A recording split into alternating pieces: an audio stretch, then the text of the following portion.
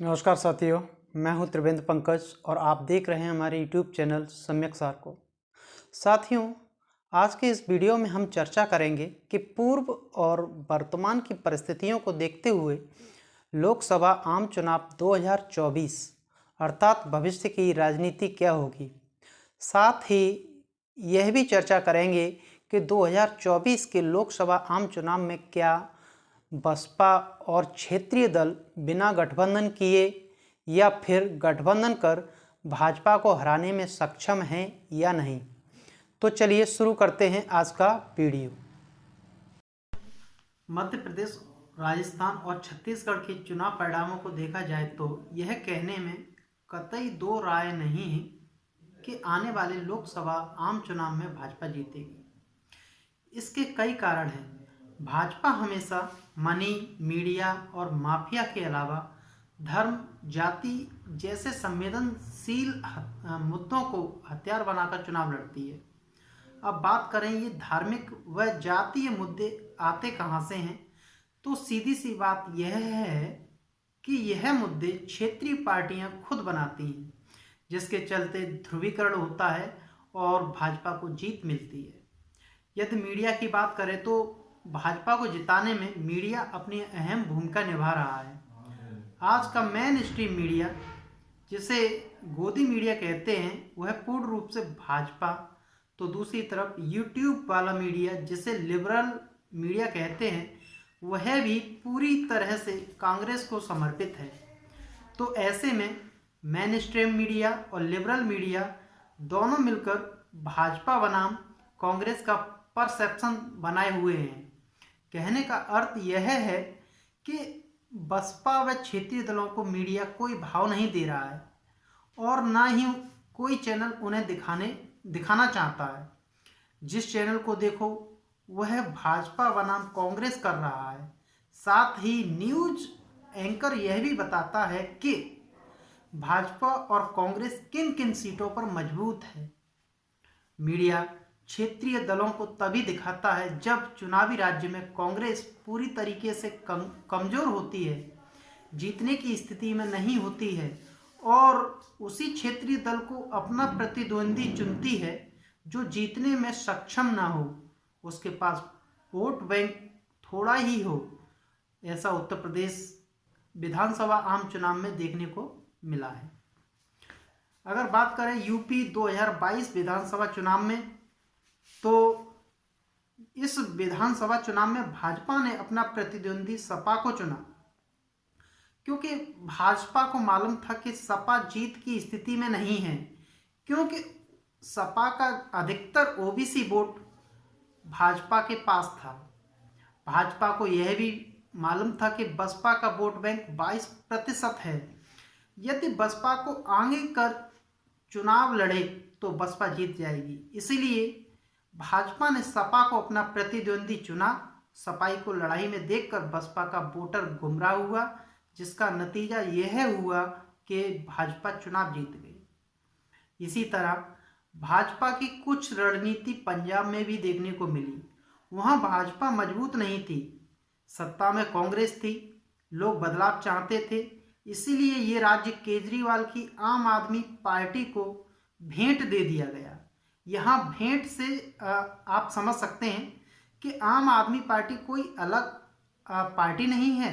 जिस तरह भाजपा के लिए कांग्रेस है, उसी तरह आम आदमी पार्टी है।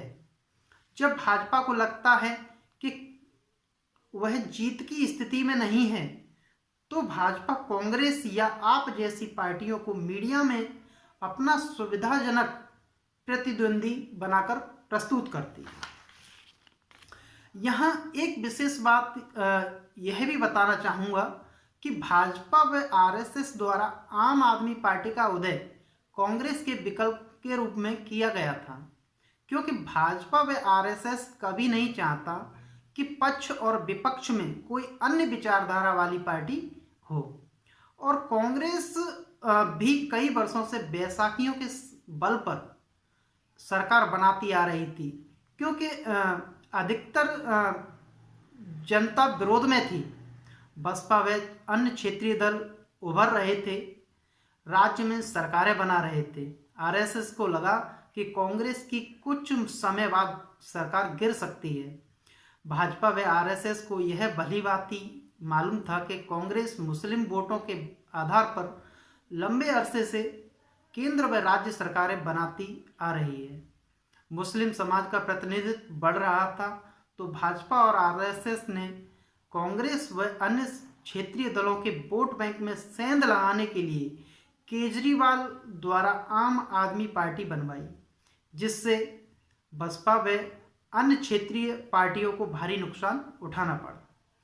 ओवरऑल यह निष्कर्ष निकलता है कि भाजपा, कांग्रेस और आम आदमी पार्टी अलग अलग पार्टियां जरूर हैं, लेकिन उन्हें चलाने वाले लोग एक ही विचारधारा के हैं, अर्थात उनकी एक ही विचारधारा है जिसे मनुवाद कहते हैं।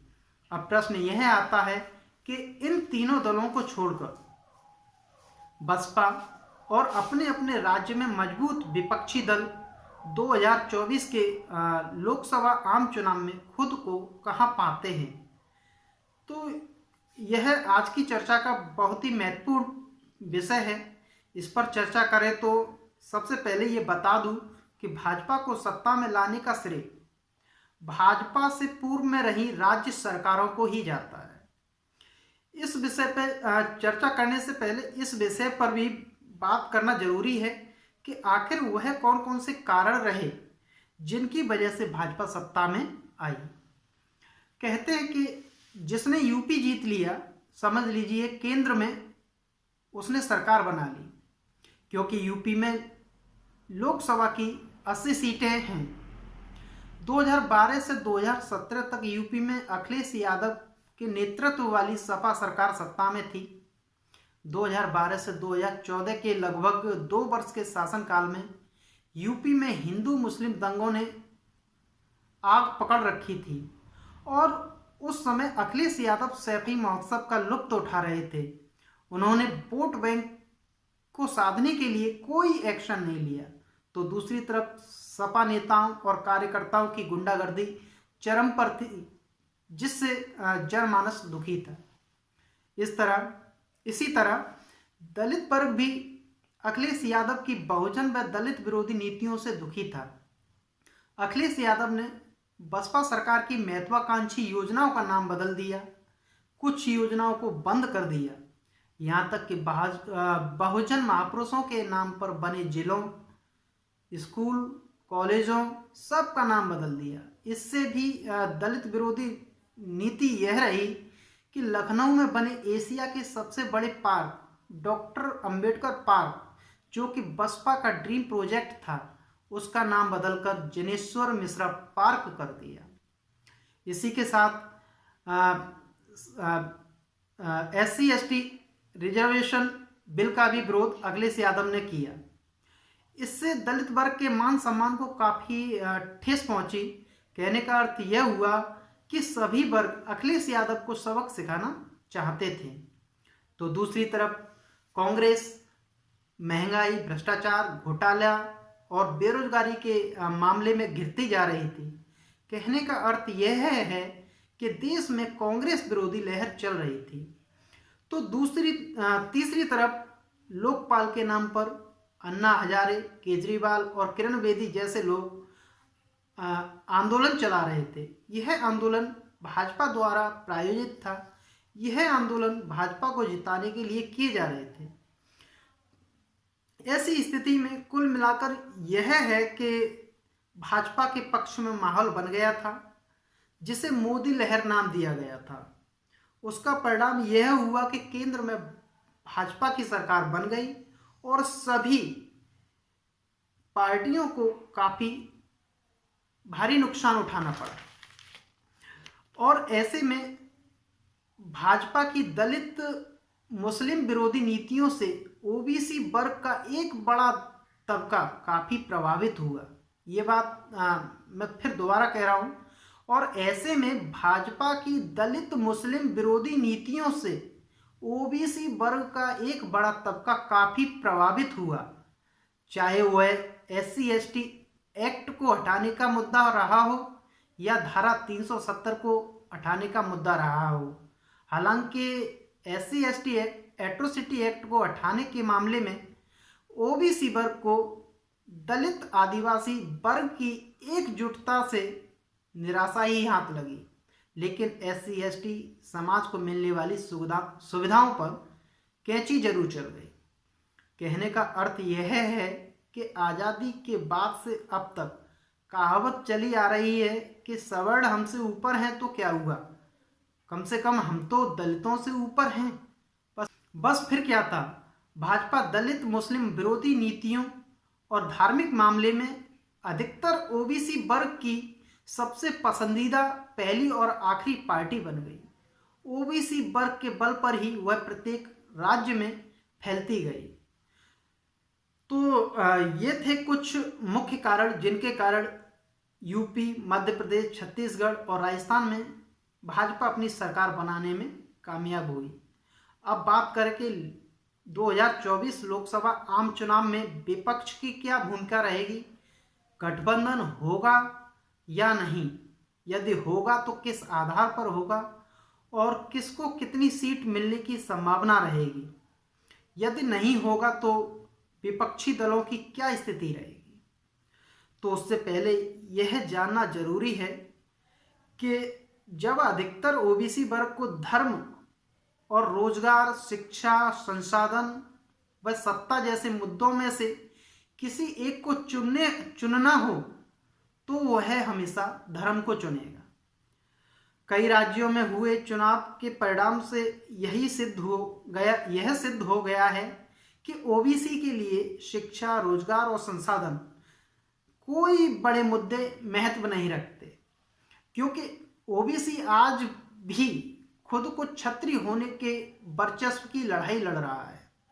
अब वर्चस्व की लड़ाई लड़ना भी स्वाभाविक है, क्योंकि उन्हें बताया भी गया है कि आपको ओबीसी आरक्षण यानी कि मंडल आयोग की सिफारिशें क्षत्रिय समाज से आने वाले बीपी सिंह ने अपनी सरकार में लागू की गई थी, जबकि सच्चाई इसके विपरीत है।